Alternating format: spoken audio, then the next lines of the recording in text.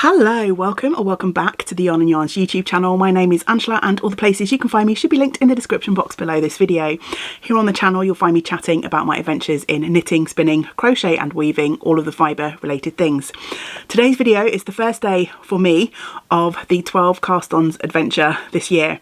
Now it's going to start getting a little bit confusing. I'm sure I'll mess it up as we go along, but the hashtag we're using is 12 Cast Ons 2022 and I'm recording this on the 2nd of January, so we are in fact in 2023, which will be where the confusion comes. So if ever I say 2023 in relation to the cast ons, you know I really mean 2022.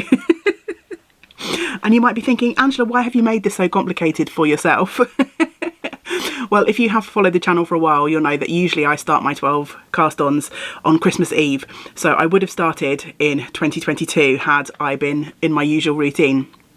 However, due to life stuff, I've had to delay my the start of my cast ons till now. So yeah, other people have started, and so we are using hashtag 12 Cast Ons 2022 for our projects on Instagram, and that's how all of my videos will be labelled as well. Yeah, hopefully that's as clear as mud. Already I'm adding in an extra element of confusion for myself, which I really don't need this year. But anyway, okay, let's get back on track and decide what I'm going to be casting on today. If you watched the video that I popped up in December chatting about the reasons for me sort of starting in January rather than December, I did hint in that video that I was going to be trying to do something a little bit different and a little bit fun for this year's 12 cast ons. So I'm sat here nervously giggling to myself, feeling a little bit apprehensive because and some of you may have already guessed or perhaps had a good inkling of what I might be embarking on, and particularly if you've watched the channel over the last couple of years. But I am going to be letting my dice, I have rediscovered my 20-sided dice, and every day I'm going to be letting the dice decide what project I'm going to be casting on.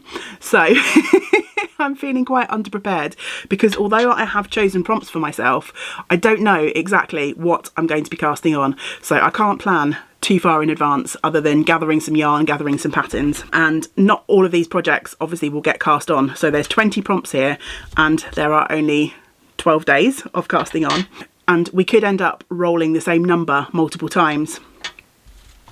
So what my plan is, as I say, I've got 20 prompts on the back of these numbered cards, and then on my really scrappy piece of paper, which I'm ashamed to show you, I've got some other prompts and projects waiting in the wings. So after today, whichever number I roll, I will be putting that number back in the pack, but I'm going to be like scribbling out the prompt and adding something in. So I don't know, if I roll number 6 today and 6 tomorrow, I will be getting 2 different prompts. Hopefully that makes sense. So yes, there's a good random element in this, and it does mean that I've had to come up with, I think, 30 odd prompts and project ideas, and I have no idea what the next 12 days are going to bring. Why am I doing this to myself? Why not? My prompt cards are a mixture of specific projects, and there's also a few more sort of generalised things which will give me a little bit of leeway to choose something on the day. If you've watched the 12 cast ons before, you know that the whole sort of ethos, the whole reason behind me starting this somewhat off the wall idea was to start getting either yarn on the needles or patterns on the needles that I've wanted to work on for a long time, and just for one reason or another had not kind of gotten round to. So I'm still going to be using that ethos. The prompts kind of cover projects that I can make, particularly make with yarns that I already own. There may be the chance that I will be purchasing a pattern or two. We shall see. I've got plenty of patterns in my pattern library, but there are a couple of quantities of yarn in my stash that I have got sort of specific patterns in mind for, and I haven't yet purchased the patterns. And obviously I don't want to purchase a whole bunch of patterns, just have them sat in my library, because I do that all the time, and I'm trying to steer away from doing that now. So yeah, I may end up buying a pattern or two, who knows. It doesn't really matter at this stage, does it? So yes, I hope you will join me for the next 12 days of slightly chaotic, off the wall creating, casting on, your guess is as good as mine as to where this adventure is going to lead. So I can't put it off any longer, as apprehensive as I feel. Let's get on and roll the dice for the first time.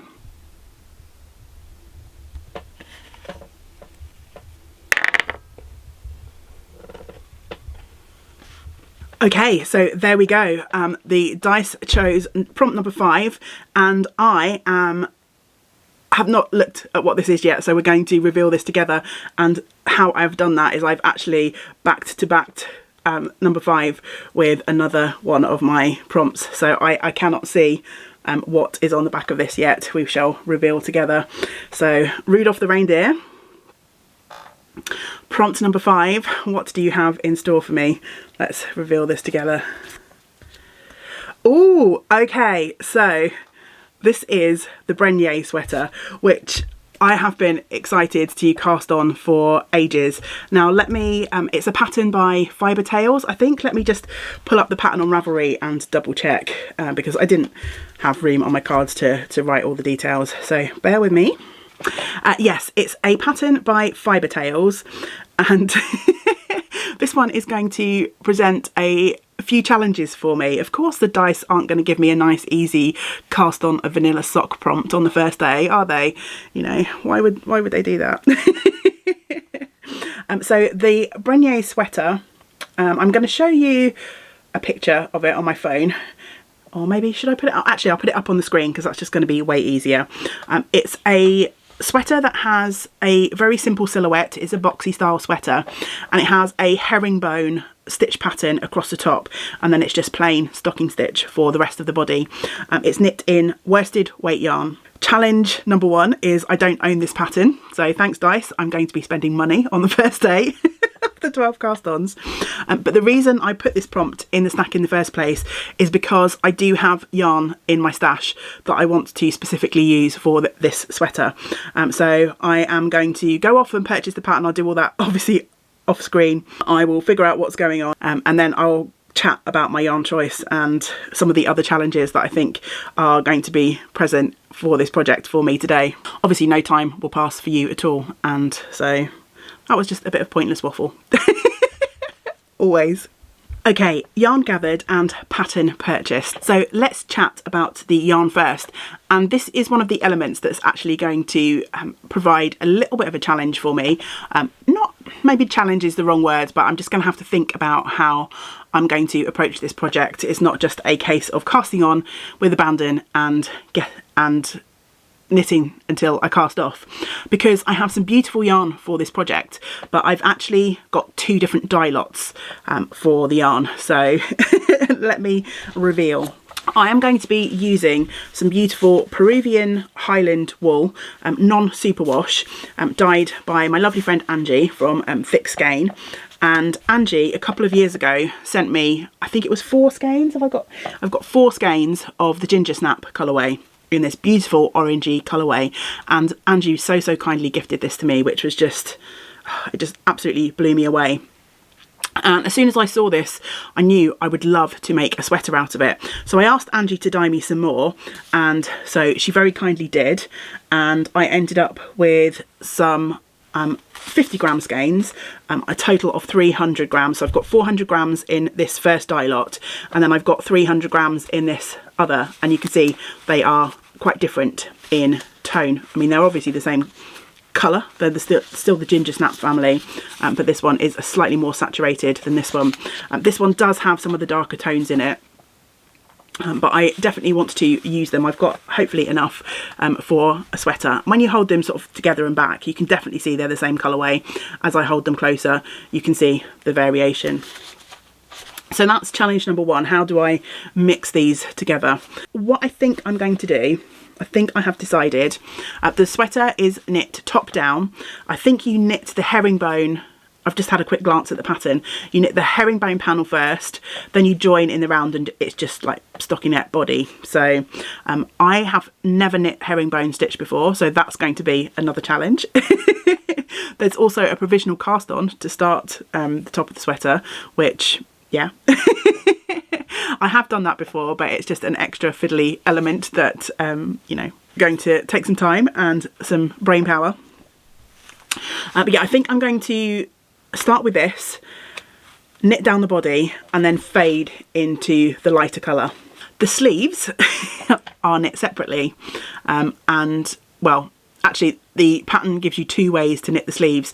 So you can knit them entirely separate from the body, bottom up, or there are some instructions for picking up the sleeves and knitting down. So when I get to that point, which obviously I'm not going to need to worry about today, I'm not going to get super far today, but when I get to that point, I think I'm going to go with the pick up and knit top down option on the sleeves, and that way I can hopefully keep the same colour progression on the sleeves as I do on the body, because if I wait till the end, I'm probably going to end up with two light sleeves, and the top of the light sleeve is going to be joined to the darker bit of the top of the body. Does that make sense? Hopefully it does, and I don't want that sort of jarring obvious colour block effect on the sleeves. So at some point when I'm working on this project, I think I'm going to end up knitting a little bit on the body and then knitting a little bit on each of the sleeves to try and keep my colour progression roughly the same. I don't mind if it's you know, not an exact match, but yeah, it would be quite nice to try and get proportionally the same amount of sort of the dark colour on the sleeves as on the body. So yeah, this project is going to be definite food for thought. It's going to give me some challenges along the way, but I think it's going to be a lot of fun as well. So I'm going to start by winding up one of these smaller skeins, the darker skeins, because I don't need to worry about any sort of colour management or colour faff until I get past the herringbone, find my crochet hook, find the needles I need and get cast on. But first, before I do any of that, it's a beautiful sunny day outside, so as tempting as it is to sit in and knit all day, I do have some other things that I want to do, and I think just for my physical health, just sitting around knitting all day, as pleasant as it might be, is not the best. And also in terms of burnout, you know, I'm going to be doing 12 cast-ons in 12 days. If I sit and knit all day, I'm going to be, by the time sort of day 4 or 5 comes around, I'm probably going to be sick of the sight of my knitting needles. So I suspect I'll do a couple of hours knitting and not too much more. I'm going for a walk. I also would like to start thinking about setting up my journal pages for the year. If you've watched the channel for a while, you'll know that a couple of years ago I posted quite a few journaling videos. By no means any kind of expert on journaling, and I'm certainly no artist, but you know, I can stick washi tape on pages, and I found it a very meditative thing to do first thing in the morning, just to track some of the things that I'd done the day before. And I fell out of that habit last year, and I've been really missing it. So I'd like to get back to my journaling, which means a lot of page setting up over the next few days.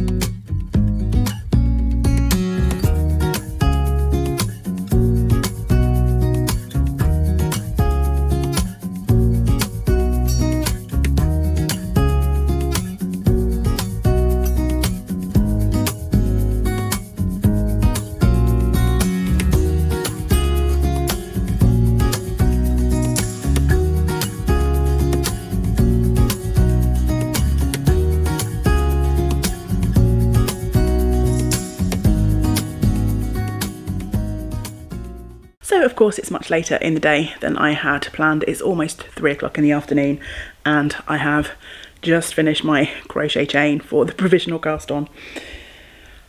I went out for a walk, tried to do some journaling, but I can't find some of the paper that I want to use for my pages, so I've put that on hold until I either find the paper or go out and buy some more. So that was a bit of a bust, but I did enjoy my hot chocolate.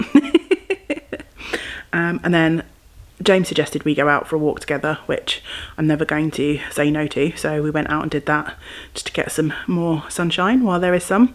The forecast is for rain for the rest of the week, so we'll see if that happens. And then we came back and had some lunch, and I've just started this. I've got some housework to do. I've started a new housework regime, which stupidly I scheduled in for today, so I've got to do that as well. So I'm not sure how much progress I'm going to make on the cast on today's cast on. Hopefully I'll get into the flow and get a good few hours worked on it this evening. So I'm going to pick up my stitches now, properly get this on the needles, and then yeah, go and do some housework, but I won't show you that.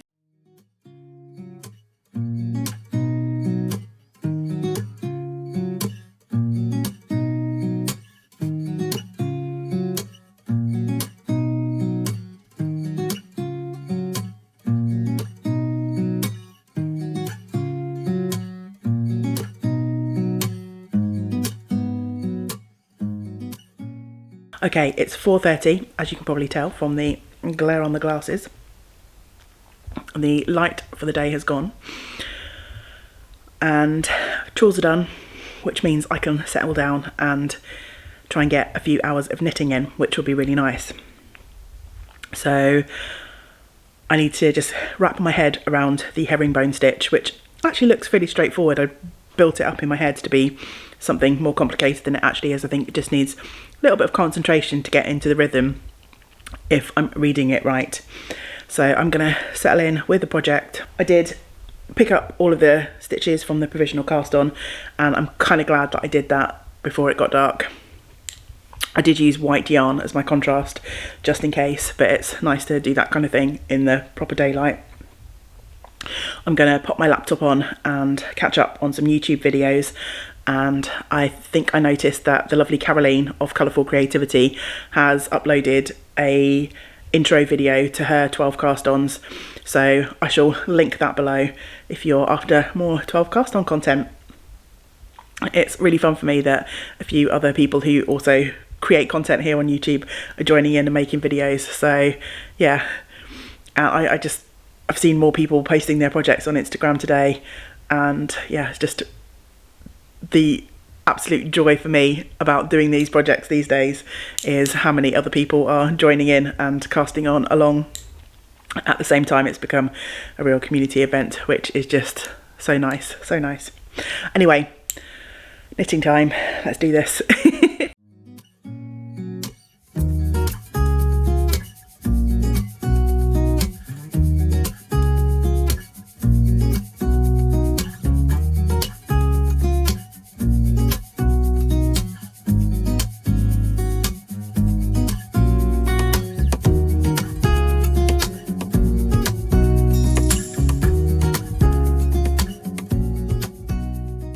I've had a really lovely hour's worth of knitting time, just sat trying to get into the rhythm of this project and watching a few videos on YouTube, which has just been so nice. So I have managed to knit in the last hour. These rows are pretty slow going. 4 rows of this herringbone stitch. There's about 150-ish stitches, I think, on my needles at the moment. So not a huge amount, but not small rows either. And as I suspected, I'm in a bit of a rhythm with the stitch now. When I first started, the first row working into the pickup on the provisional cast on was a purl row, and it was so hard on my hands. I was like, oh no, what have I got myself into? But actually, now that I got past that row and have knit a few more, there is a nice rhythm to this stitch, and it's a stitch I've always been fascinated by, and I've just never really taken the time to try it out. And that's the biggest reason that I was attracted to this pattern in the first place, particularly as it just has that tiny detail at the top, so it kind of gives you a taste for the stitch, but you don't have to commit to like a massive project done in this herringbone stitch. But it's giving already a nice squishy fabric. It's knit on much larger needles than you would usually knit for a worsted weight yarn, but this stitch can end up being quite tight, and I feel like that's something that I haven't quite got the rhythm of, although I've now got into the rhythm of how the stitch pattern works. I feel like my tension is not the most consistent, and yeah, it'd be very, very easy to end up with super tight stitches if you're not careful. So that's definitely something that I will be looking out for and trying to work on as I go through this project. As per usual, I didn't do a swatch, and because of the nature of how I'm tackling the cast ons this year, I was unlikely to ever do any swatching. I'm just diving into all of these projects. You know me and swatching, like I don't do it at the best of times, and when I've got a range of potentially 30 projects and I don't know which 12 I'm going to cast on, there's no way I'm going to knit 30 swatches for half of which I wouldn't be using straight away. So yeah, as always, I'm just winging it. And I'm going to hope that my tension, my gauge is more or less accurate. I am going to head off for a nice soak in the bath now, which is why I thought I'd just check in with my beginning progress. And then I shall be making dinner and hopefully another hour or two's worth of knitting before it will be time to head for bed.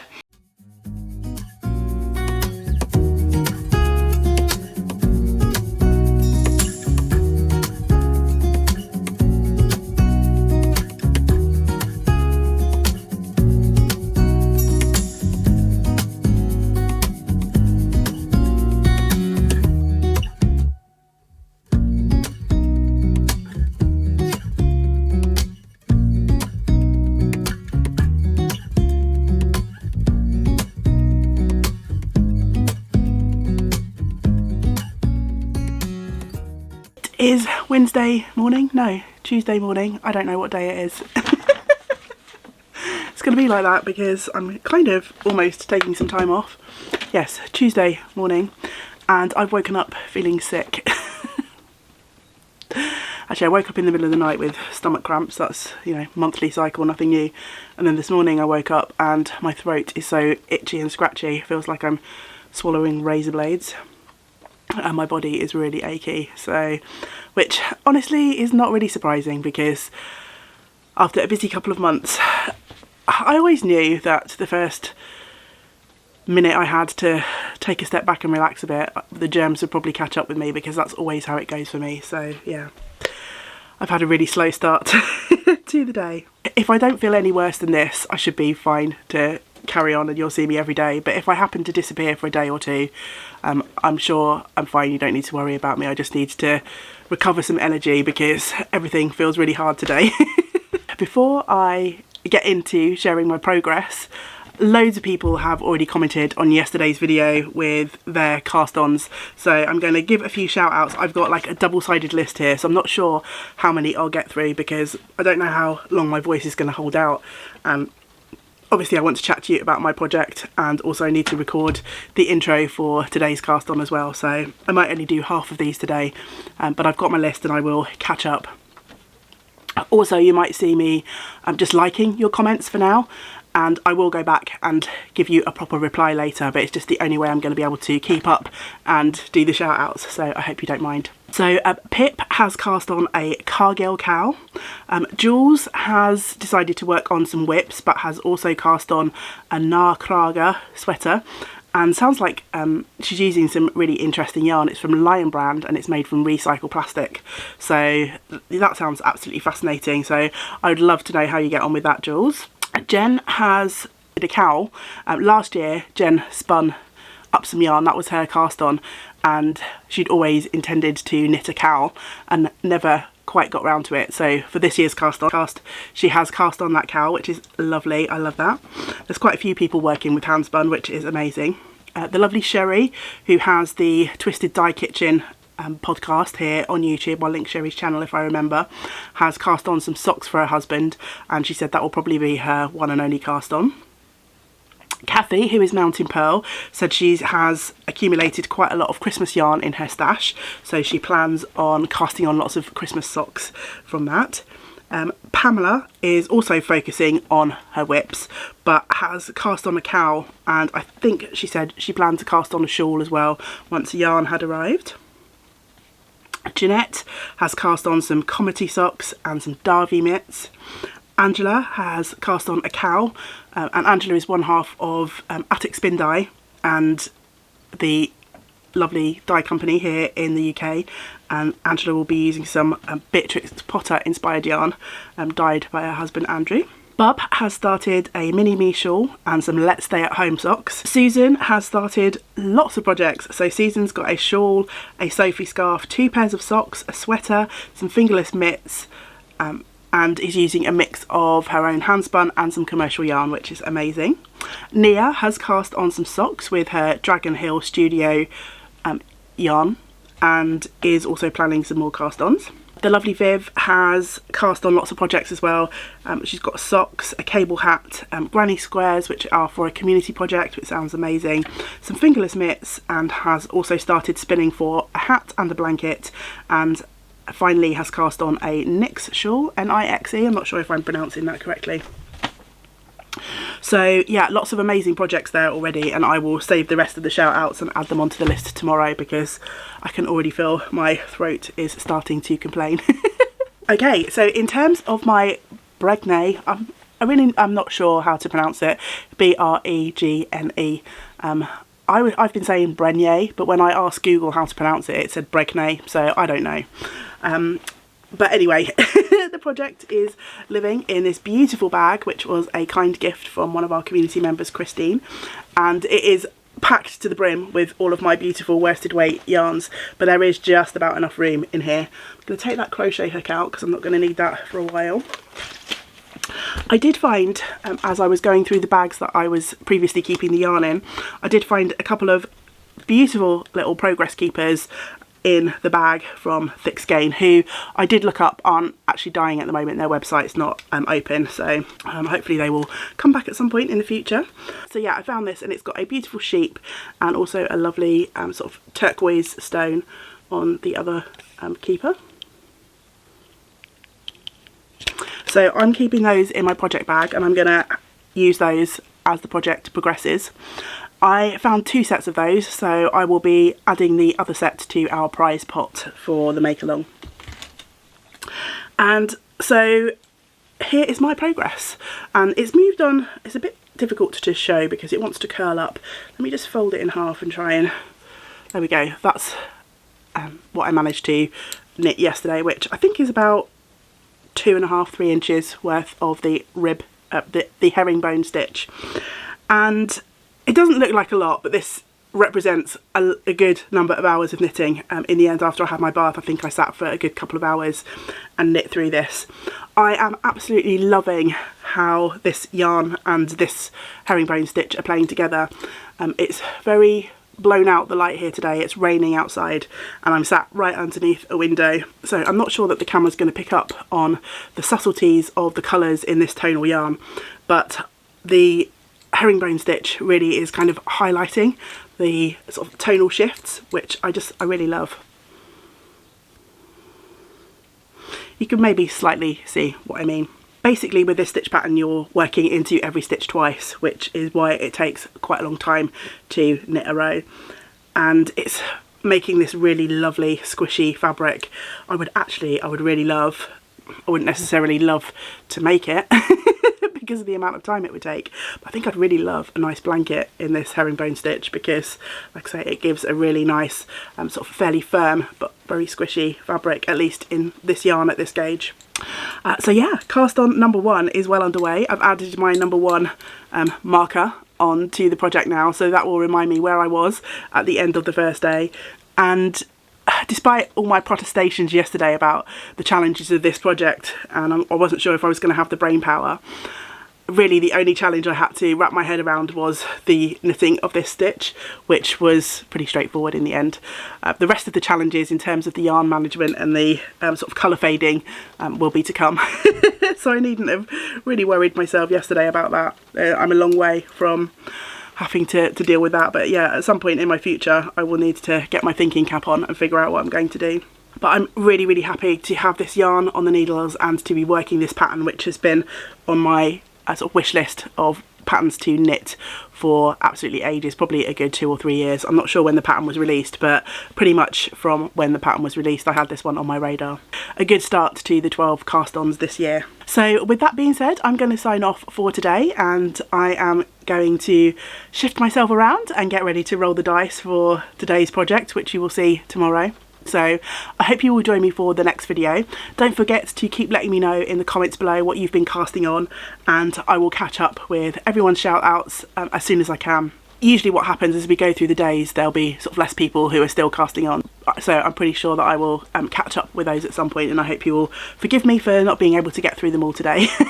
So yes, hopefully I will see you tomorrow with the next cast on, but until we do get to spend time together again, I hope you get to do some of the things that you enjoy. Great big woolly hugs to you all. Bye for now. Bye.